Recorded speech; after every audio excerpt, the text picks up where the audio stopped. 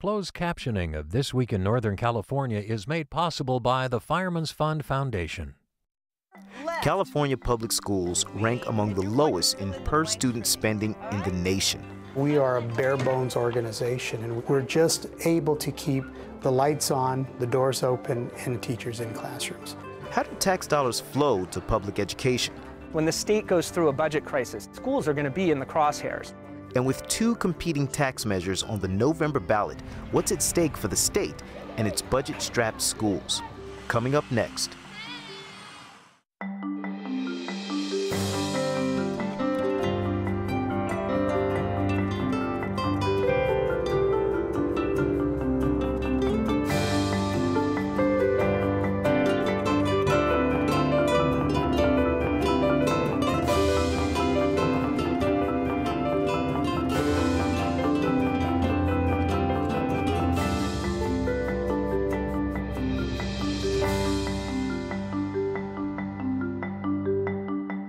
Hello, I'm Al Letson in for Belva Davis. Welcome to a special edition of This Week in Northern California. With the November election just around the corner, the campaigns are heating up for Propositions 30 and 38. Tonight, we want to cut through the noise and try to make sense of what really is at stake for schools if one or both or neither initiatives get the green light. We'll hear from both sides in just a few minutes, plus get some in-depth analysis from two veteran education reporters. But first, we wanted to see just how bad the budget situation is in our school and how it got that way in the first place. PBS NewsHour correspondent Spencer Michaels takes a look. What civilization? Mayan. In schools around the state, there's a feeling that the axe is about to fall. And if and when it does, San Francisco's school superintendent will have to act. We have our doomsday plan. Part of that is lopping days off of the school year, and it could be up to 10 days next year. That's 2 weeks off of the school year. Richard Carranza says his district, although well supported by voter-passed bond measures and parcel taxes, has suffered as the state's economy tanked, and along with it, state support. We are a bare-bones organization, and we're just able to keep the lights on, the doors open, and the teachers in classrooms. Californians are about to vote on two competing initiatives, 30 and 38. They're both temporary tax increases aimed at funding public schools. Carranza supports Prop 30 and fears that if it fails... There is no worse scenario. It's DEFCON 5. From cities to suburbs, the decline in state funding and the slump in property values has hit hard. Since 2007, the per-student spending in California has been cut by more than $1,200, while costs and salaries continue to rise. In schools around the state, like Parkside Intermediate in San Bruno, the budget cuts have affected the classroom. Anything you know about atomic structure. 8th grade science teacher Aminah Bilal says increased class size and lack of funds to upgrade her cramped 1950s-era classroom are affecting her ability to teach. I crammed 32 students into this small classroom. So can you imagine doing a lab in here? I have 4 chairs to 1 table. With such large class sizes, I'm not able to spend as much time with each student. California schools haven't always relied on the state for the bulk of their funding. Until the 1970s, districts raised most of their money through property taxes and bonds. Rich districts flourished, poor and minority districts struggled. Such inequality was ruled illegal by the state Supreme Court. Then in 1978, voters passed Proposition 13, which capped property taxes. Before Proposition 13, California schools received the largest share of their dollars from local property tax revenues. After Proposition 13 passed, local property tax revenues in the state fell by over 50%. In response, voters passed Prop 98 in 1988, which guaranteed a minimum funding level for K-12 education. Today, schools get more than half their revenue from the state, with the rest coming from the federal government, property taxes and fees, and other local revenue. But it hasn't completely worked, according to the California Budget Project's Jonathan Kaplan. Because the state provides a large portion of its budget to schools, when the state experiences revenue shortfalls, when the state goes through a budget crisis, as we've been experiencing, that means is that schools are going to be in the crosshairs. The result, schools that once were tops in the nation are no longer. California ranks dead last when it comes to the number of students per teacher. It also ranks dead last when it comes to the number of students per counselor. One national study now ranks California schools' overall performance 30th in the nation, and it could get worse. If the state doesn't get the additional revenue from tax increases, automatic cuts in the state budget will be triggered. Approximately $6 billion worth. The lion's share of those cuts are directed at education. $4.8 billion from K-12 education, over $500 million from the state's community colleges, and $250 million each to the University of California and the California State Universities. And just like the K-12 schools, the state's higher education has already felt the downturn. California's community colleges serve 2.6 million students, the largest higher education system in the country. It's a beautiful color back here, but that's not... Schools like Sacramento City College prepare people for vocations like cosmetology or for transferring to a four-year university. But since there isn't enough money, schools like this have had to cut classes and turn away potential students. Brice Harris was chancellor of the Los Rios district and soon will be state chancellor. We really have seen about 15,000 students denied access to these colleges just in the Sacramento region. And some estimates statewide show that number to be in excess of 300,000 students. That has caused the system to essentially ration education and to push students to get their diplomas faster, even if classes aren't available. They do tend to push you on a little bit more to take a little bit more classes than you actually are capable of. You may get a D or an F in a class and you may not pass it, but you have to take it over again, but they're trying to rush you from getting out of here. At Santa Monica Community College this past spring, students protested a proposed tuition hike that was designed to reduce admissions in some popular courses. The same money pressures have affected the University of California and the California State University system, where classes are also hard to get, tuition is rising, and maintenance is neglected. Students and faculty fear UC's reputation is in jeopardy. I think the university is at risk in terms of its quality. Still, for all the doom and gloom scenarios, there are some Californians who don't think raising taxes, as Propositions 30 and 38 both do, are the solution to the state's education woes. We have to ask ourselves what throwing money at the problem right now would do. I have to say that I think it would decrease the incentive for material reform in California's education right now. Carl Brodt is a management accountant and treasurer for the group California Parents for Educational Choice.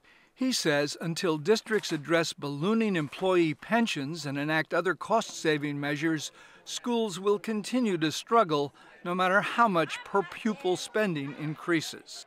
We aren't doing enough. We aren't thinking creatively about our expenses. We aren't addressing the union contracts. The issue isn't how much we spend, but what we spend it on, and whether we spend it efficiently and in the best way to get the biggest bang for the buck. An upturn in the state's economy could help the whole situation, but when that occurs and how much it will do remain unclear. Now that we've seen what's at stake for schools, it's time to break down how Proposition 30 and 38 each propose to bridge the funding gap. Proposition 30, Governor Brown's measure, raises income tax rates on individuals earning more than $250,000 a year and couples who earn more than $500,000 a year. The income tax rate will go up on a sliding scale from 1% increase at the low end to a 3% hike for the highest earners. The tax lasts 7 years. Proposition 30 also raises the state sales tax by 1/4 cent for 4 years. Proposition 38, Molly Munger's measure, increases income tax rates on a sliding scale for almost all Californians, with rates for the lowest earners at 0.4% on up to the highest rate of 2.2% on those making more than $2.5 million. The tax lasts 12 years. You can find even more detail online at KQED's handy proposition guide. Visit kqed.org/thisweek for the link. Now, normally taxes and school budgets are pretty dry subjects, but for my panelists today, who have either been covering the political firestorm over these two measures or directly in the thick of it, nothing could be further from the truth. Joining me now are Arun Ramanathan, Executive Director of Education Trust West, Jill Tucker, Education Reporter for the San Francisco Chronicle, Louis Freeberg, Executive Director of EdSource, and California Senate President Pro Tem Darrell Steinberg. Thank you for joining me. So, Arun, explain to me exactly what Proposition 38 does. So, you know, what we saw in the film was depressingly familiar.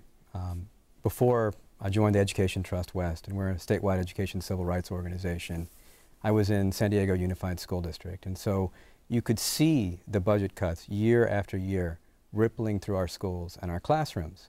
And so what's really at stake when we think about the future is not just our education system, not just our K-12 system, but the economy of our state and our state's future. And what Proposition 38 does is it reinvests in our K-12 system, and our preschool system, for 12 years, on an average $10 billion a year. And that would actually restore all the cuts that have been slashing through our education system for the last 5 years. Now that money is protected. It can't be taken by Sacramento. It can't be used for other purposes. It has to go to schools, and then it gives folks at the school level the ability to make decisions about how to use that money. So not folks in Sacramento, not administrators in districts, but it gives folks down at the school level. And that's $10 billion a year that can be used to restore arts, music, PE, extend the school year, all of the things that have been cut from our schools and school districts. But that's not really going to help with this year, correct? No, actually it would help with this year. Some of the money will flow in this year. Some of the money can be used to offset the cuts that would be projected in this year, and some of the money can also be used to offset the cuts that would be projected in the higher education system. And the thing about that is, again, this is protected revenue. It's not flowing into Prop 98. It's money that's outside of the money that's ordinarily set aside for the schools. So right now, if we're 47th, what this would do is actually bring us, which is sort of sad, to the average nationally. And it would do that for 12 years. So really address this in the long term. So, Jill, you've been working in schools and seeing the cuts firsthand. Can you talk a little bit about that? What have you seen firsthand? You know, we have seen, as Arun said, that cuts across everything. We have seen summer school virtually eliminated. We have seen class sizes increase to 35 students or more. You are seeing layoffs. I think that it's about 30,000 teachers laid off. But, you know, all those things that we took for granted when I was growing up, pre-Prop 13, you know, art and music and libraries and all of those things, most of those things are gone now, and they are poised, which, you know, I remember last year so many educators and principals and school district people said, this is it, we have nothing left to cut. And then we get to this year where they're poised to, if Prop 30 doesn't pass, for example, to face $5 million in cuts, and they're talking about now decreasing the school year. Many districts would have to cut at least a week off or even more at the end of the school year, and find, you know, get rid of personnel, custodians, anybody who they can. So it really is, you know, it's a different school system than people might remember from, you know, 20, 30 years ago. And so Proposition 30 is looking to answer those questions as well. Explain to us, Senator, how that works. Sure. Thank you, Al. Well, first of all, it's important to point out that Proposition 30 and 38 cannot exist together. If both were to pass, the one with the most votes would win, and they're in conflict. And so the voters need to make a choice. And I strongly support Proposition 30. And I do so because I've been the leader of the state Senate since 2009. And in 2009, because of the Wall Street crash, the excess of Wall Street, our state was faced with a $42 billion budget deficit. Over the last 4 years, the legislature and 2 governors have chipped away at this deficit from 42 to 26 to $19 billion, and now we're almost to the end of it. And all parts of public service, especially public education, have been hit very, very hard. But it's not just K-12. It's all 3 segments of the higher education system. It's the safety net for people most in need. We've completely eliminated dental care and dental assistance for low-income adults, for example. Now, if Prop 30 fails, or if Prop 38 gets more votes than Prop 30, what will happen is very clear. There will be almost $6 billion worth of automatic cuts to K-12 education, higher education, and other public services. And the money that Arun talks about under Prop 38 will not even kick in until after the 2 to 3 weeks of the school year have already been lopped off this particular academic year. And in addition, the state budget deficit will continue to linger at a number of between $3 and $5 billion. Proposition 30 gives Californians the opportunity to end one very painful era in California and begin a new and a better chapter. And finally, as much as we all desperately want to add funding for public education, you can't add funding until you have a balanced budget. And that's our opportunity here with passing Proposition 30. Let me ask you, though, why would the legislature sort of pass the buck on to the average Californian to vote on this? Why wouldn't just in the budget process you figure this out? It's a fair question, and the reason is very clear. To raise taxes in California through the legislature requires a 2/3 supermajority vote. Democrats in California, in both houses of the legislature, have strong majorities, but not yet a 2/3. We're trying on November 6th as the Senate to get a 2/3 supermajority, and we have a good chance of doing so. But up to now, the Republicans have, most who have signed the Grover-Nordquist pledge, saying that they would never raise taxes under any circumstances, refused to vote for taxes. It happened one time in 2009, the first year when the deficit was $42 billion. 6 Republicans voted for taxes. The 2 leaders were thrown out of their leadership positions, one at 1 in the morning of the vote, the other several weeks later. So we have not been able to muster the 2/3 supermajority. That's why Governor Brown decided to go directly through the initiative process to the people. Louis, all of this sounds pretty complicated, even for people who understand where everything's going. I saw graphs with buckets and moving money and all sorts of stuff like that. And I'm just wondering, how do you think the average Californian takes all this stuff? Well, that's part of the problem. One of the most complicated issues, I'd say probably the most complicated public policy issue in California is school finance. There's a handful of people in California who understand it, I'd say at best. And so now what we are asking the voters to be essentially public policy experts to make sense of a system, to vote on an issue that is extremely complicated. And then on top of that, we have an extremely unfortunate situation where we've got these 2 competing initiatives on basically people trying to do similar things. I mean, to understand the differences between these 2 and the similarities are extremely complicated. We went through it at EdSource, talking to every conceivable expert, and there's all differences about how much money it's going to raise, when it kicks in, is it this year, is it next year? And so we have this is really a potentially disastrous, because if people are confused, every political expert will tell you they will vote against the proposition at the ballot box. And I will say, too, I find this is really interesting, because I get a lot of comments and emails from parents going, help me, what do I do? You know, which one do I vote for? Do I vote for either one or both? And I find it interesting because you have very strong, right here at our tables, advocates for public education. I mean, these are people who work hand in hand, the PTA and the Democrats. I mean, the PTA is behind the Proposition 38, and you have the CTA and the teachers union and all sorts of school districts and people who have been fighting for education supporting Prop 30. And so parents are looking at people that they have trusted to be advocates for education now at opposite ends. And I think it makes it, not only is it complicated, but it makes it incredibly difficult to figure out, well, who do I abandon? You know, this person that I like and I trust, or this person that I like and I trust. Go ahead, Arun. Yeah, Arun. Well, you know, I personally think it's sort of sad that we're in this situation. You know, the economic imperative is clear. I mean, we're going to need 5.5 million new college graduates by 2025 in this state. And so the notion is that we as Californians need to invest in our K-12 system to get to that goal. Now, the public policy question really is, how do you get to that point? You're not going to get to that point by the status quo. You're not going to get to that point by staying 47th in the nation in education spending. And just as in terms of strategy, when I look at 30, you know, saying we're going to lop off $6 billion from the education system if you don't vote for something doesn't seem to be the best of all strategies.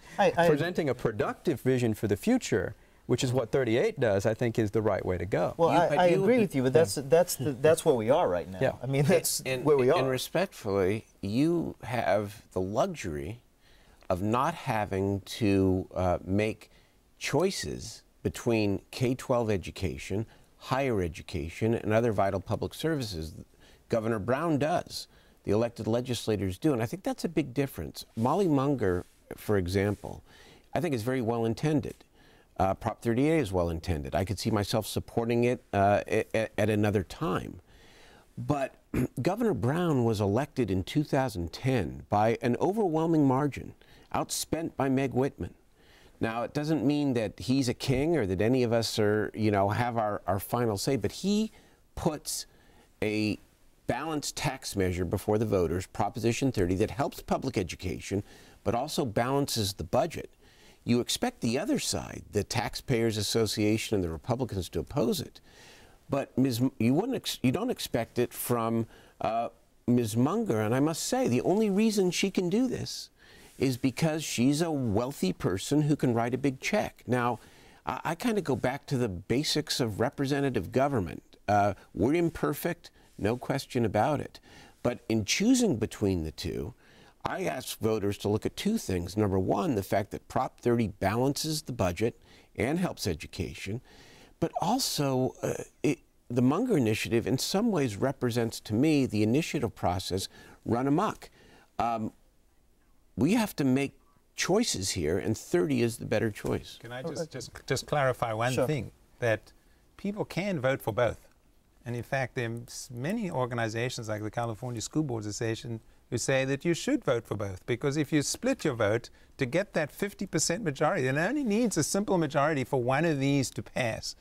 And whichever one passes, whichever one gets the most votes, that one is the one that basically becomes the law. So, people actually don't have to choose. Sure. Arun, did you want to respond to what the senator said? Well, you know, again, I mean, when you're looking at these initiatives, the question is which one projects a productive and positive vision of the future?